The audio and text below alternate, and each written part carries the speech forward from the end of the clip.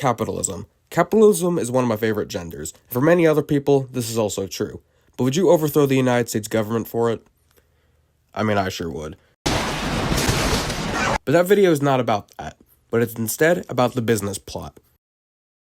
The beginning of the business plot mostly starts off with the 1932 election, when Franklin D. Roosevelt took office and replaced Hoover. This was during the middle of the Great Depression. In order to fix the economy, Roosevelt created the New Deal, which were a series of reforms, acts, and bills passed to encourage economic growth and help out the needy.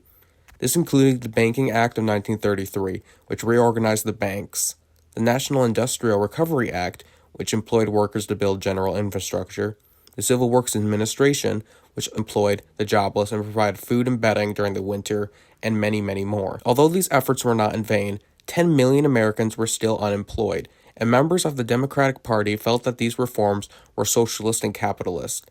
And when the gold standard was abandoned, the rich and powerful upper class felt threatened and proceeded to create the American Liberty League to ensure capitalism and stopping the New Deal. This is where the business plot takes center stage. The original plan of the business plot was for Gerald McGuire, a wealthy fascist sympathizer of the American Legion, to convince the well-respected and famous World War I hero, Smedley Butler, to lead 500,000 veterans onto Washington, funded by all the rich people in the Liberty League. But they forgot one thing. Smedley Butler hated capitalism. Besides the fact that this is one of the stupidest blunders in history, Smedley Butler went straight to the media and Congress and spilled everything about the conspiracy. I appeared before the Congressional Committee, the highest representation of the American people, under subpoena to tell what I knew of activities which I believe might lead to an attempt to set up a fascist dictatorship. The plan as outlined to me was to form an organization of veterans, to use as a bluff, or as a club at least, to intimidate the government and break down our democratic institutions. The upshot of the whole thing was that I was supposed to lead an organization of 500,000 men, which would be able to take over the functions of government. At this point in researching this, I was like, well, this couldn't have happened, so who would have replaced Butler as a well-respected general and a favorite among World War I veterans? As Dante Alighieri wrote in his Divine Comedy, the path to paradise begins in hell. So I went to the Kaiserreich fandom. What the Weist. Man! Oh no! Police brutality coming up! You have just been standbagged. Behold, George Van Horn Mosley, an American Army general who didn't accomplish much compared to other people, except for that time when he was in the Philippines. The most notable things about his character was that he was a huge racist and a critic of the New Deal. And honestly, Spartan 761 should make a video about him, as he would explain it better. With the coup having a leader, Mosley would enter Washington along with 500,000 men in early 1935 and establish a fascist dictatorship with him at the wheel. FDR would resign in protest, and the presidency would be nothing more than a ceremonial role. The Senate and House power would be significantly reduced, and members of the New Deal coalition of the Democrats and the progressives of the Republicans would be purged, allowing the conservative coalition, Dixiecrats, the old right, and populists to fill in the places of the Congress. Almost all policies of the progressive era would be revoked, such as the Sherman Antitrust Act, Clayton Antitrust Act of 1914, the 16th Amendment, and other laws that targeted big business. This would not be done quietly, though, as protests, strikes, and riots would happen all across the nation. The Minneapolis General Strike of 1934, which in our timeline ended with 67 people injured and 2 dead, would encourage far-left politics and revolutionaries, such as William Z. Foster, and would begin to start class war in major cities of the Midwest, such as Chicago and Detroit. Meanwhile, in the South, Huey Long's Share the Wealth program would be attacked by legislature and local paramilitary, forcing Long to leave the Democratic Party and create a new one. This would be the same with other politicians, such as Alf Landon, leading the remainder of the Republican Party, and Hiram Johnson, leading the Progressives, and Thomas E. Dewey, leading the Rockefeller Republicans. Going into the later half of the 1930s, the U.S. economy would still be suffering heavily. Meanwhile, the elite would be off fine. For the 1936 elections, it would see isolationism rise to prominence, with either Charles Lindbergh or William E. Jenner becoming president, and General Patton securing himself as the successor to George Mosley. Internationally, America's influence in Central America would grow stronger, seeing the return of the banana republics, monopolization of the region, although communist revolutions and coups would also happen in these countries, as terrible working conditions increased leftist support. This in turn would lead to worsening relations with the United Kingdom, France, and the Netherlands, where the United States would severely dictate the Monroe Doctrine, where the Caribbean, Antilles, and the Guyanas would be blockaded.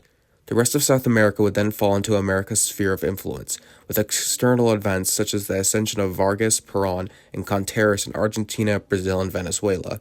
The populous nature of these countries and the disputes of the Falklands and the Essequibo region would encourage arm races and militarism in these countries, supported by the United States. When World War II arrives, non-interventionist movements such as the American First Committee and the Union Party would keep America out of the war, but support Nazi Germany diplomatically, although it wouldn't surprise me if America were to become a war profiteer and sell weapons to everyone, but the Soviet Union. For the 1940 election, paleoconservatives and populists would take more power, but instead of Huey Long, they would install someone more right-wing, that being Harry F. Byrd. Harry Byrd would keep America isolated from the war and even stop arms imports to both sides of the war, causing fractions between the Liberty League and the government. The war for the first few years would be the same as in our timeline, with Germany and the Soviet Union sweeping through most of Europe, and Italy having a stalemate in North Africa. 1941, when Operation Barbarossa was launched, starting the invasion of the USSR, there's one important thing the United States had to factor in, and that was Lend-Lease. Due to the heavy amounts of Lend-Lease sent by the United States in our timeline, the Soviets were capable of pushing the Germans out of Russia and going on the offensive after the Battle of Stalingrad. Although American Lend-Lease did help in beating the Germans in the Eastern Front, it wasn't the main contributor, so without the Lend-Lease, the Soviets would be bogged down, but not surrender. In Asia, Japan would dominate the Pacific and would have a front line reaching from Burma to Papua New Guinea. Although the ending of American military imports to Japan would slow down their advances, if this were to include oil, rubber, and steel, between the two countries would drastically change from neutrals to enemies. War would not happen though, as positive relations between Germany and the America would keep the peace for now. In the mid-1940s, the far left would form a coalition to remove the Liberty League, forming the American Liberation Army, taking over the Midwest and Pennsylvania, starting the Second American Civil War. Other factions would soon emerge to overthrow the Liberty League, like the Populists in the South led by MacArthur and Huey Long, the Greater West led by Eisenhower and Hiram Johnson, and New England led by Thomas Dewey and Rockefeller Republicans and General Conservatives. After the change in policy and ideology, the Axis powers would turn on America with unrestricted submarine warfare and attacks on U.S. colonies in the Pacific and Americas, allowing South America to break free from the influence and declare neutrality. The terrible policy making of the Liberty League and the support from the many elites that supported the League would leave America in a terrible position for World War II, and it's unlikely that it would get any better quickly, with Germany dominating most of Europe and Japan most of Asia. Technology would be vastly different in our timeline, with Germany expanding their rocket, jet, and vengeance weapons program, although that's not saying the Allies didn't have these also. Mass bombings of German-occupied cities would also begin, and that would decimate the economy of Germany and Italy.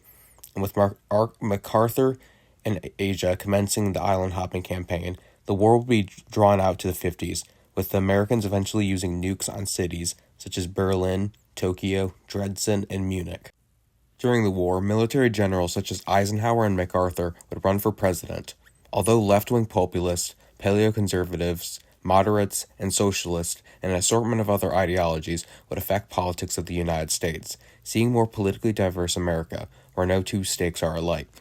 With the 1948 election seeing MacArthur winning the election, with Huey Long becoming vice president, America's war economy, mixed with the Share the Wealth program, would lead to an economic miracle in the USA, allowing World War II to come to an end by 1956, and Germany surrendering with a coup led by German resistance and Klaus von Stauffenberg. Most of Europe wouldn't fall to communism, and the death of Stalin becomes the uncertainty of the Soviet Union's next leader. This might see the start or the delay of the Cold War between Germany, Britain, and America, and the Soviet Union. This is as far as I'll go, as pretty much everything after 1940 is fictitious. If you have any suggestions, critiques, or criticisms, please comment, as I'm always trying to improve my videos. But thank you for watching.